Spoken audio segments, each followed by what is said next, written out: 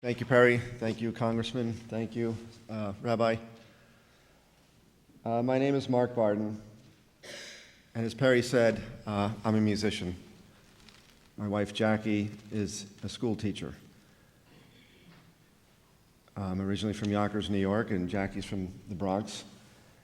And we were just going about our lives, raising our three little children.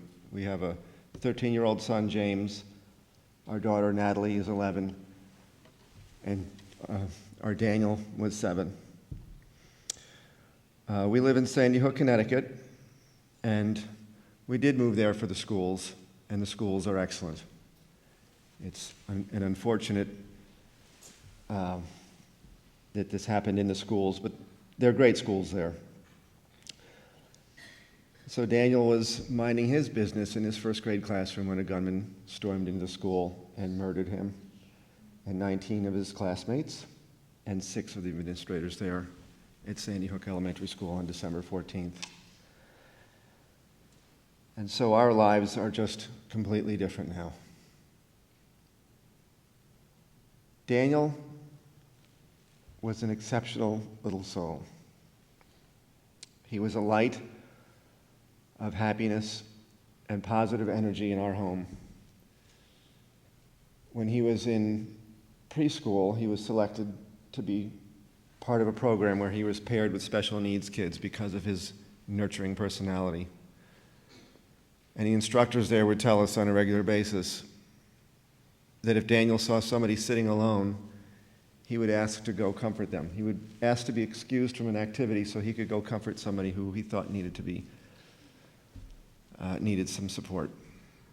Or if somebody was stuck with their zipper, he would go ask if he could help.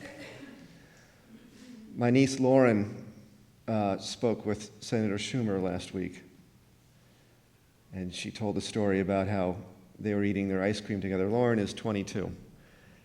And Daniel noticed that Lauren didn't have any Reese's peanut butter cups in her ice cream, and suddenly became very concerned about that and started digging through his own so he could give his to her. And that's how Daniel was. We got the same reports from his teachers in kindergarten and first grade that he was always the helper. He would go comfort somebody. On December 9th, we were out shopping, and my wife Jackie and the other 2 children and Daniel were all going to one store. They were going to get snacks and stuff, and I was going to a hardware store. And Daniel noticed that I was going by myself. So he told them, he said, "I'm not going to go with you guys, I'm going to go with Dad because he's all alone." So Daniel had this wonderful capacity, and he was surrounded by love. His brother and sister were infinitely patient with him. They read to him, they played with him. He has a lot of cousins, ranging from age mid-30s down to his age. And so he had a lot of love and a lot of compassion, and he gave all of that back tenfold. My niece in Maryland started a Facebook site to honor his kindness, and she calls it "What Would Daniel Do?" When her daughter, who was 16 years old in Maryland, noticed a boy who was sitting by himself, she thought to herself, "What would Daniel do?" And she went over and engaged this little boy in conversation. And it had such a profound effect on him that he came back to her at the end of the day and said, "What was your name again? You were so nice. You sat and talked with me for such a long time. Thank you." And it had a profound impact on this kid, just going over and talking to him. So her mother, who's my niece, got the idea and said, "I'm going to start a Facebook site so the world can see this. What would Daniel do?" And I think right now it has 23,000 likes on it. And it's not about policy, not about legislation, doesn't cost money. It's just about sharing this little platform of simple kindness. And so if we can share that and spread that throughout the world, I think that little bit of cultural change, we can maybe nudge this culture in somewhat more of a positive direction. I think on December 15th, the day after this happened, a small group of family members in our community came together to form what is now the Sandy Hook Promise. And the Sandy Hook Promise is about that. It's about affecting change, about affecting positive change on many levels. It's about cultural and community and family connectivity. It's about talking to the person sitting alone. You know, there's a sad parallel that I've noticed in that the young man who killed my son was the little boy that sat alone. And so maybe if there was a little Daniel Barden that came along somewhere in his growing up that spoke to him, perhaps things could be different. So the Sandy Hook Promise is trying to address those issues and many others, and right now this issue of gun legislation is the issue that's on the table. And the families that have been involved with Sandy Hook Promise are a broad spectrum of cultural, political, economic, ethnic. None of these people signed up for this. We were selected at random. I don't even know what their political views are. I don't even know if they're Republicans or Democrats or independents or what. Maybe there's gun owners or non-gun owners, but everybody's been galvanized to try to reach the same goal and just try to find a way that we can be a safer, less violent society. So it's not a partisan issue for us, it's a personal issue. And it's not just about mass shootings. It's about, I think the number of gun-related violence in our country, and it includes all kinds of different gun-related violence, but I think it's at about 32,000 every year here in the United States.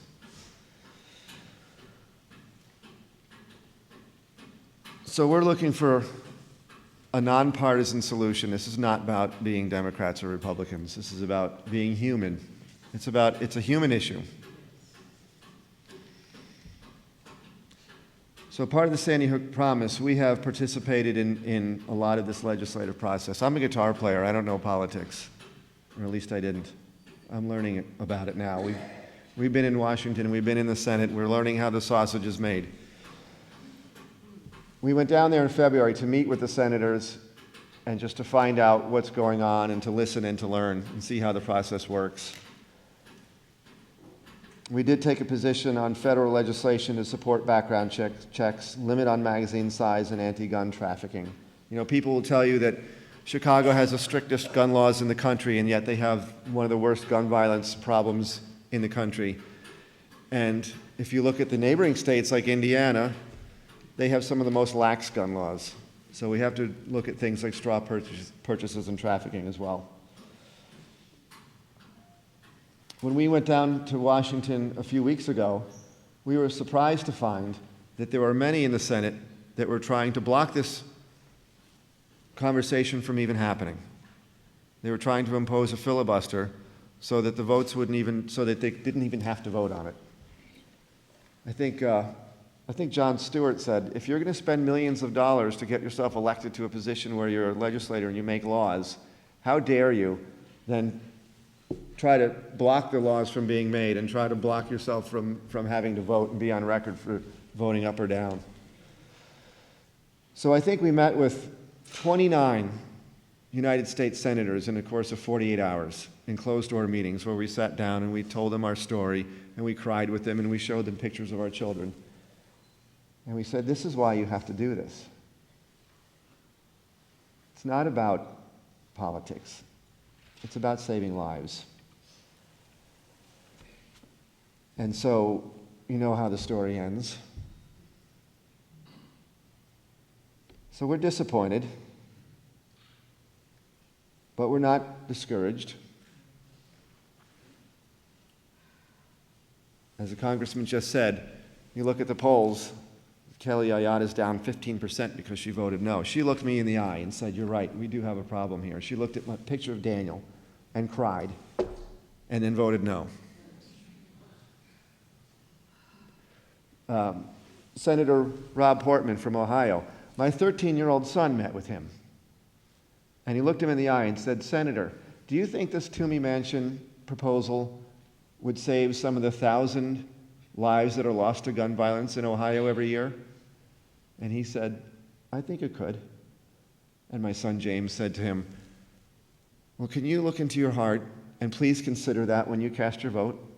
And he said, "Yes, I will." And then he voted no.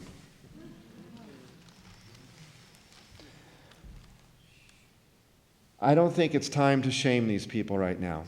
I think we've worked hard to cultivate a relationship with them. Yes, I think they should be held accountable by their constituencies. But right now, when we're asking them to vote again, and they will be asked to vote again on this, I think they need our support.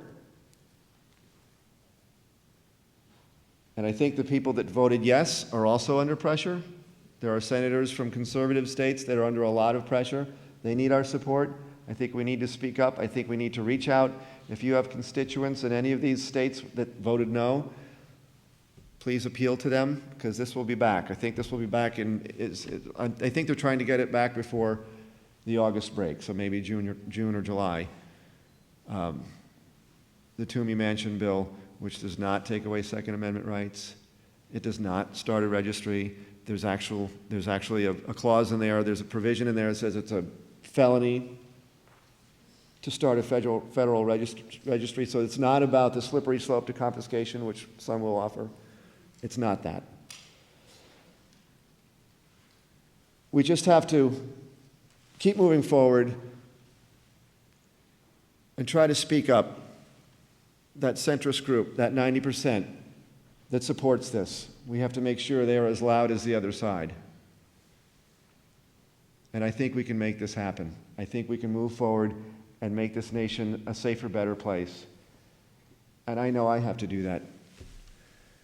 Daniel would be out there doing it, and he's not able to anymore, so I have to do it for him. So that's what Daniel would do. Thank you for your time.